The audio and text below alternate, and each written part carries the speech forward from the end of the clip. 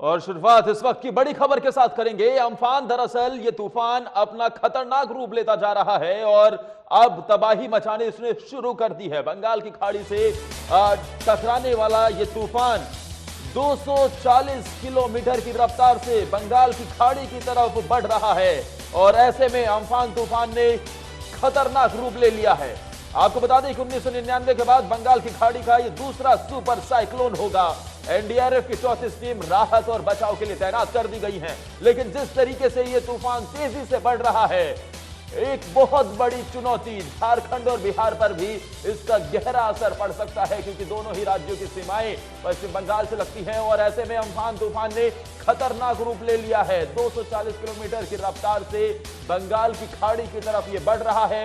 NDRF के 40 battalion को reserve में किया गया है तैनात, और साथ ही जिस तरीके से हम आपको लगातार बता रहे हैं कि इसका असर, खासा असर पश्चिम बंगाल के साथ साथ झारखंड और बिहार पर भी पड़ सकता है।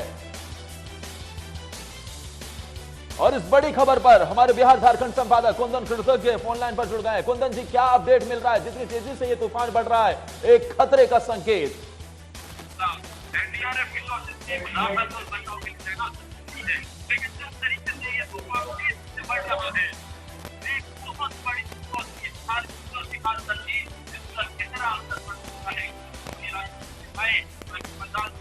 कुंदन जी, क्या अब तक आवाज मिल रही है? हाँ, सवाल दोहराएं। कुंदन जी, जिस तरीके से ये तूफान तेजी से बढ़ रहा है, 240 किलोमीटर की रफ्तार से बंगाल की खाड़ी की तरफ से, एक बहुत बड़ी चुनौती। बिल्कुल, देखिए, अगर 1999 में उड़ीसा के तटीय इलाकों में फाइलिन तूफान आया था, उसकी रफ्तार 260 किलोमीटर प्रति घंटे बताई गई थी और उस दौरान लगभग 10,000 लोगों की मौत हुई थी उड़ीसा और पश्चिम बंगाल के तटीय इलाकों में और बाकी दूसरे राज्यों में। उसके बाद यह सबसे बड़ी कैपेसिटी का तूफान अम्फान को माना जा रहा है और इसकी अभी समुद्र में रफ्तार लगभग 240 किलोमीटर प्रति घंटे की बताई जा रही है। और सबसे इसमें परेशानी का सबब यह है आदर्श कि कल देर शाम जब आईएमडी की तरफ से जो रिपोर्ट आई थी तो उसका लैंड हिटिंग एरिया पश्चिम बंगाल में बताया जा रहा था, लेकिन उसके बाद तूफान ने अपने रास्ते को बदला है और आज दोपहर तक प्राप्त आईएमडी के द्वारा जो रिपोर्ट जारी की गई है, उसके बाद अब इसे गंगा सागर और दीघा, जो पश्चिम बंगाल का काफी महत्वपूर्ण इलाका माना जाता है, वहां पर लैंड हिट करने की संभावना जताई जा रही है। और जिस समय यह लैंड हिट करेगा उस समय इसकी रफ्तार 240 किलोमीटर के आसपास रहने की बताई जा रही है और संभावना यह भी है कि इसकी रफ्तार लगभग 250 से 260 किलोमीटर जा सकती है। ऐसे में भारत सरकार के द्वारा जो तैयारियां की गई हैं आदर्श, राहत और बचाव कार्यों के लिए तटीय इलाकों से तमाम लोगों को रिहैबिलिटेट करके दूसरे सुरक्षित जगहों पर लेकर जाया जा रहा है और इसके लिए 34 बटालियन, जिसमें 15 एनडीआरएफ की बटालियन है, उसे उड़ीसा में तैनात किया गया है और 19 एनडीआरएफ की टीमों को पश्चिम बंगाल में तैनात किया गया है। वहीं 2 टीम स्टैंड बाई में रखी गई है और साथ ही साथ आपको बता दें कि जिसमें 11 बटालियन वाराणसी में, 9 बटालियन पटना में, गुवाहाटी में 1 बटालियन, विजयवाड़ा में 10, अरनोक्कम में 4 बटालियन और पुणे में 5 बटालियनों को रिजर्व में रखा गया है, ताकि राहत और बचाव कार्य में किसी भी प्रकार से कोई बाधा नहीं पैदा हो सके और जान माल की कम से कम क्षति हो सके। आदर्श, इस बीच कुंदन जी, फिलहाल मौसम विभाग की तरफ से क्या कहा जा रहा है, क्या जानकारी मिल रही है? कब तक ये जो अम्फान तूफान है आगे बढ़ता हुआ नजर आएगा और कब तक टकराने की आशंका जताई जा रही है? देखिए, इसके लैंड हिट करने का सुबह जो अंदाजा लगाया जा रहा है, चूंकि रफ्तार इसकी बढ़ती जा रही है, तो सबसे पहले अंदाजा यह लगाया जा रहा था कि कल सुबह लगभग 10 बजे तक यह दीघा से गंगा सागर के बीच में लैंड हिट करेगा, लेकिन जिस तरीके से इसकी रफ्तार बंगाल की खाड़ी में बढ़ती जा रही है, तो अंदाजा भी यह कयास लगाए जा रहे हैं कि सुबह 6 बजे से 7 बजे के बीच में यह लैंड हिट कर सकता है। और साथ ही इसका असर आदर्श झारखंड और बिहार के उन तमाम जगहों पर पड़ेंगे जो पश्चिम बंगाल और उड़ीसा से नजदीकी बनाए हुए हैं और अंदाजा यह लगाया जा रहा है कि बिहार में कम नुकसान होगा और झारखंड में जो इसका एक आकलन किया जा रहा है कि तूफान की रफ्तार लगभग 80 किलोमीटर से 100 किलोमीटर प्रति घंटे की रफ्तार हो सकती है।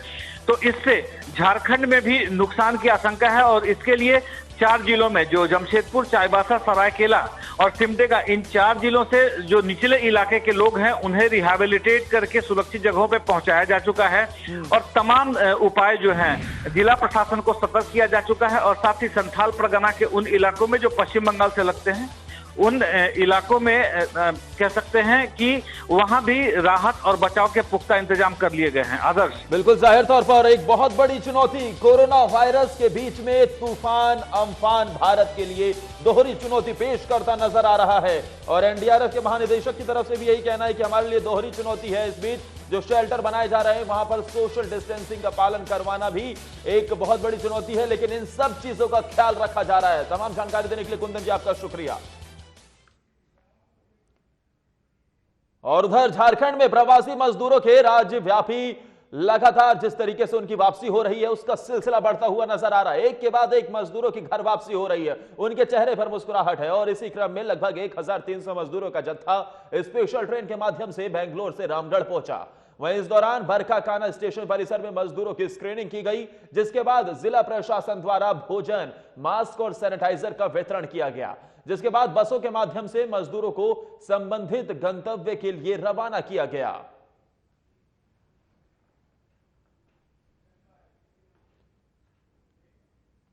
वहीं श्रमिक स्पेशल ट्रेन से समस्तीपुर स्टेशन पहुंचते ही भूख से तड़प रहे मजदूरों ने वहां मौजूद लोगों से भोजन देने की गुहार लगाई।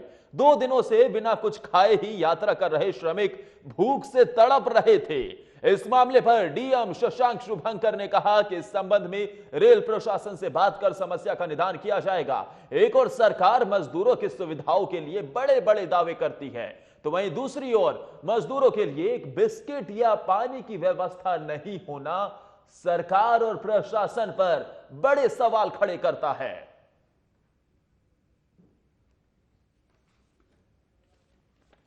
लेकिन आज 3 रोज से 2 रोज से वहाँ बस स्टैंड में गए, बस स्टैंड वाला बोलता है हाँ रुको रुको, ऐसे करके 2 दिन वहाँ रुके। तीसरा दिन में बोला प्लेटफार्म में आज 1 बजे ट्रेन है, यहाँ आए, यहाँ भी कोई सुनवाई नहीं होता, ना खाना का इंतजाम ना कोई चीज़ का इंतजाम। कितने दिनों से नहीं खाना खाए? 3 रोज से नहीं खाया साहब। नहीं है, दिया नहीं है, 3 दिन से बैठा हूँ, मिलेगा मिलेगा कहते कहते आज तक भूखे से मर रहा हूँ। तो आगे क्या कीजिएगा जो है आप लोग भूख से? आगे क्या करेंगे? सरकार करेगा, सरकार मारेगा, ना जिएगा ना रखेगा, क्या करेगा?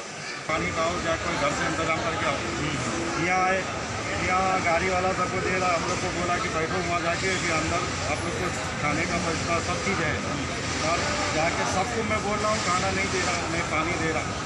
समझे? कोई इधर तो सुन के जा रहा है कि इधर सुन के जा रहा है। जिस ट्रेन में हम लोग देते हैं वहाँ मुजफ्फरपुर नहीं देता है, दानापुर नहीं देता है, हाजीपुर नहीं देता है, बरौनी नहीं देता है। इसी तरह हर आदमी का रूल है, कुछ ट्रेन में हम देते हैं, कुछ ट्रेन में मुजफ्फरपुर, कुछ ट्रेन में दानापुर देते हैं। अभी जो गाड़ी गई है इस ट्रेन में हाजीपुर में दिया गया है खाना, नाश्ता सबको दिया गया है। फिर भी आप लोग के माध्यम से जो जानकारी मिला तो हम लोग नाश्ता पानी व्यवस्था करा ही दिए हैं, और अगर आप लोग को और भी कोई कहे तो कराइए। वहीं नवादा के रजौली थाना क्षेत्र के सवैया ठांठ पंचायत के चटकरी स्थित शारदा माइंस पर खनन कर रहे जेसीबी मशीन को पुलिस ने जब्त कर लिया है।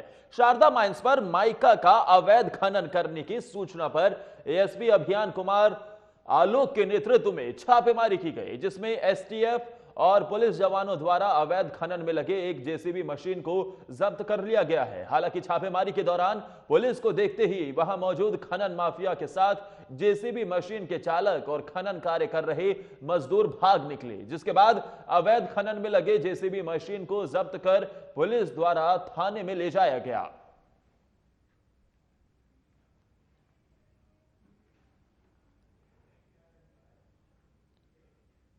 वहीं मोतिहारी के संग्रामपुर थाना क्षेत्र स्थित उत्तरी बरियारिया पंचायत के वार्ड 14 में पूर्व के चल रहे जमीनी विवाद में 2 पक्षों के बीच मारपीट के बाद घर को आग के हवाले कर दिया गया, जिसमें लाखों की संपत्ति जलकर राख हो गई, जिसके बाद ग्रामीणों के सहयोग से आग पर काबू पाया गया।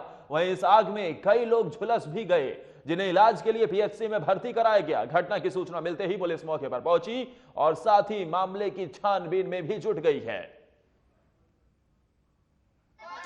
और जीतन साहब उनके बेटा दोनों आदमी, उनकी बहू बेटी बेटा सब कोई आए थे लोग, और आके सबको लगे मारने, छोटका होकर मेरे देवर को और सास को ससुर को, मेरे दादी माँ हैं उनको, और घर और सब तोड़ दिए हैं लोग, आग भी लगा दिए हैं लोग।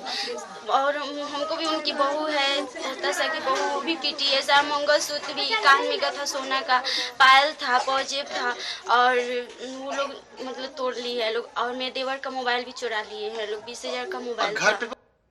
और इसी के साथ इस बुलेटिन में फिलहाल के लिए मेरे साथ इतना ही। ब्रेक के उस पार देखिए कि बिहार में क्या कहते हैं कोरोना के ताजा आंकड़े, कहां हुई घटनाएं, कहां से मिली अच्छी खबर।